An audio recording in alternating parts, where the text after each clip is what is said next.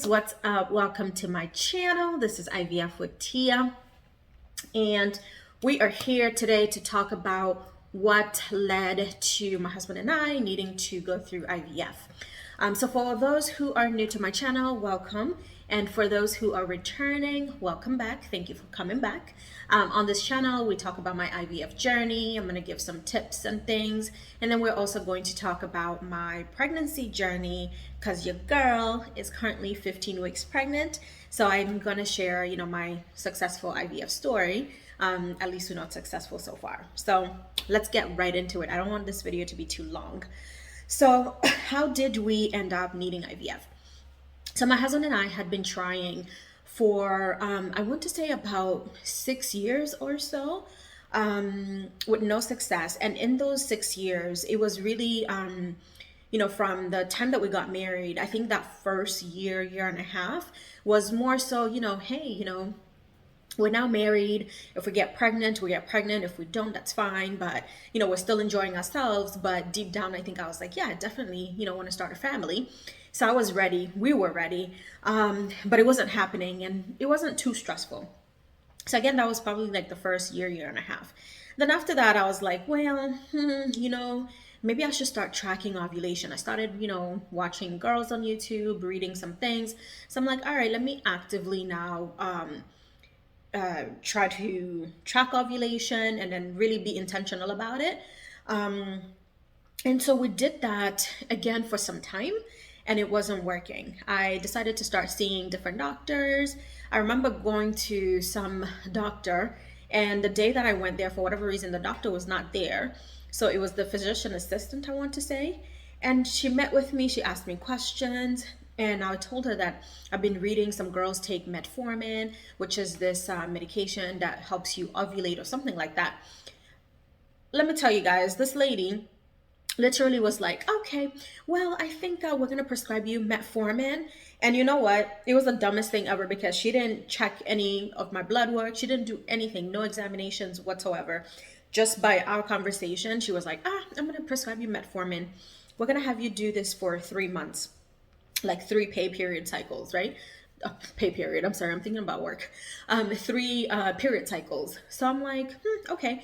I accepted it and just ran with it because at the time I was like, look, I need some doctor to get me started with something right away because I'm trying to start this family. So I didn't even think twice. I was like, whatever, let me do this. So I started taking metformin, which was horrible. I had the worst periods. I had the worst mood swings, headaches. It was so bad. I think I did the first 2 months and I was like, forget this. I'm not doing this again and I'm not going to go back to them. Anyway, so fast forward to 2019. I think it was summer of 2019. I found a new OB, a new gynecologist. And mind you, all along, whenever I would, do my annual checkups with my gynecologist, I wouldn't really mention that, hey, we're trying to have a family, it's not working. Because I think up until this time, it wasn't, the desire was there, but it wasn't like to the point where we're like, this must happen now, right? So I think when it got to that part, after speaking to my husband and we were like, okay, we're getting older now, so we really need to be proactive with this. That's when 2019, I was like, I'm gonna find a new, I want to say it was 2019. Yeah, I want to find a new gynecologist. She had great reviews and everything, and actually that is who my current OB is. So I went to see her and it was just for a regular annual checkup, but I decided to mention to her that, hey, my husband and I have been trying for a while, no success, and we want to know what's next or what's happening. So, she's examining my pelvic area and all this stuff. And she's like, has anybody mentioned to you about fibroids or, diagnosed you with fibroids? And I'm like, no, not so far. So she's like, all right. So she's feeling, in that area. And she's like, I think you may have fibroids. So I'm going to have you do, I want to say it was an ultrasound or was it an x-ray, something, right? To check. I can't remember. I've been through like so many different things that I'm like, I don't remember what month anything was. I don't like, it's just, a blur sometimes. But, so anyway, she essentially sent me elsewhere just so I can get examined to confirm the fibroids, but then also she suggested that I do an HSG test, which is a, woo, I'm gonna butcher this. What is it? HSG, hy, hypo something something. Okay, guys, please. I am not a doctor. I am not in the medical field, but I will put the name of it somewhere because I'll probably do a separate video for that because girls, if you ever have to go through that thing, and if your fibroids or if your fallopian tubes are blocked, you will feel the worst pain ever. Anyway, so she had me go to some other place. So I went there, they checked for fibroids, and they're like, yep, you do have fibroids. And I think it was three of them, where one of them was in the cavity where the baby would be if I were to get pregnant. So she was like, I would recommend that you actually get these removed before you get pregnant. Otherwise, it may cause some complications.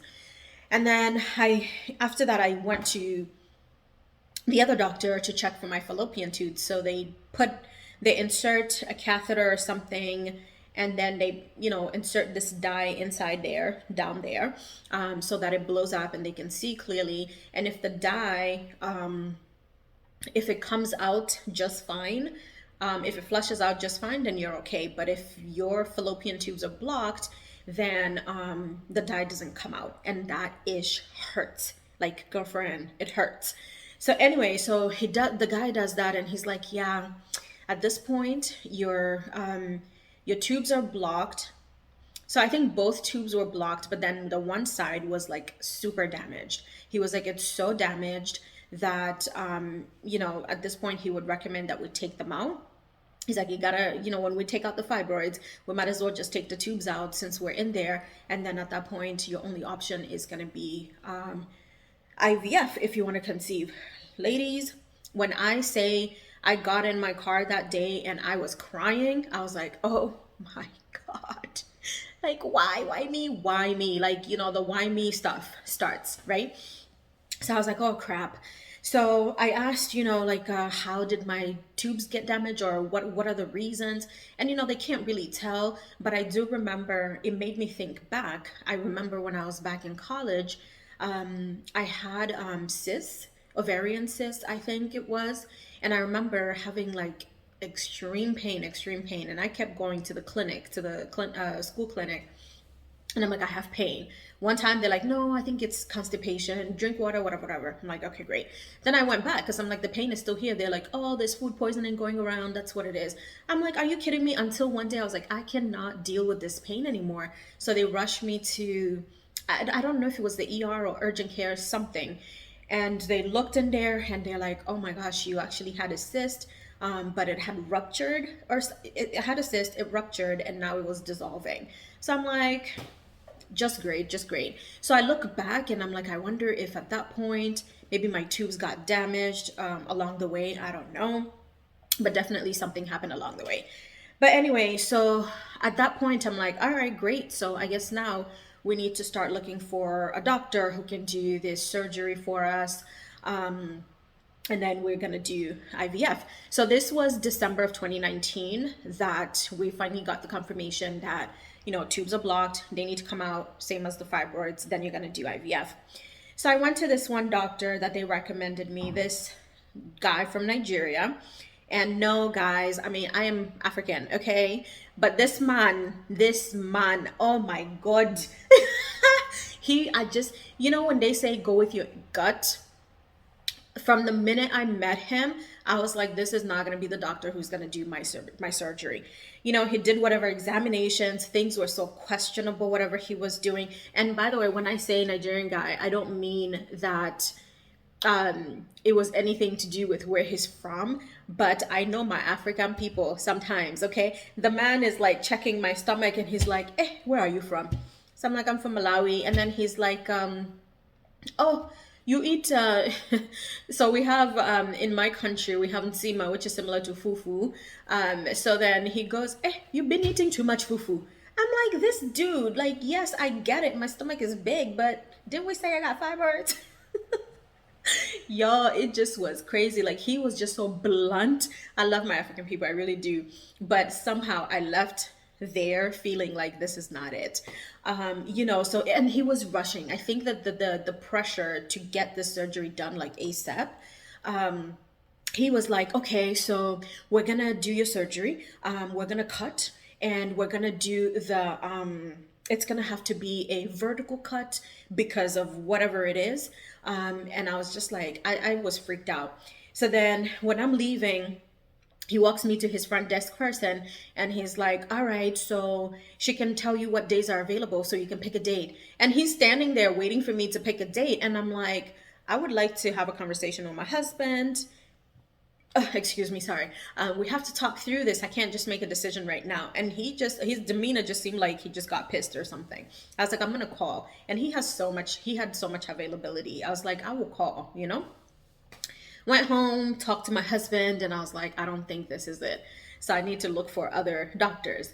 And then thankfully, one of my friends who used to braid my hair at the time, she had told me, she was like, oh, I had fibroids, had them with this guy, and this next guy was from Ghana. So yes, it's not, you know, an African people thing. I love my people. And I felt comfortable with somebody from kind of like where I'm from type of thing. But anyway, so she recommended the surgeon that took out her fibroids.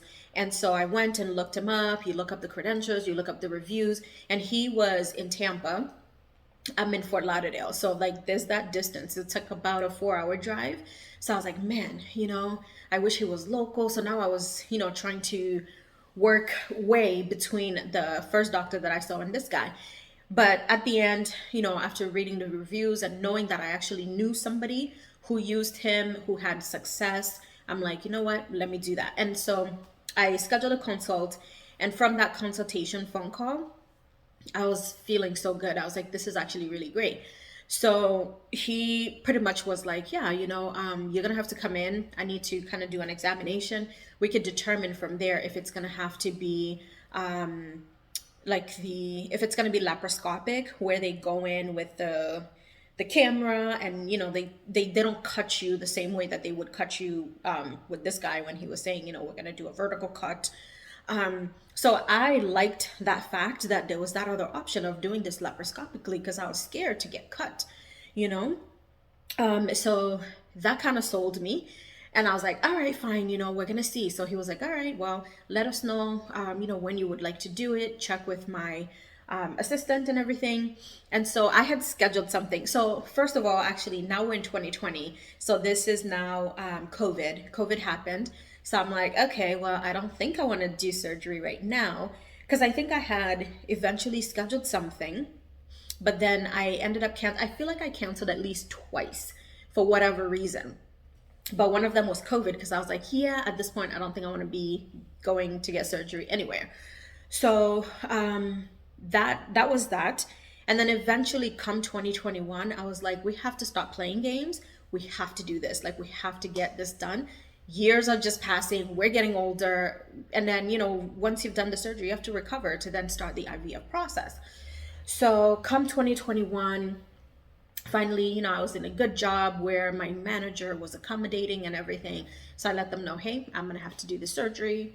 I'm going to need a leave of absence and everything. So she was very accommodating. So thankful for that. So finally, I did schedule that surgery for May 2021.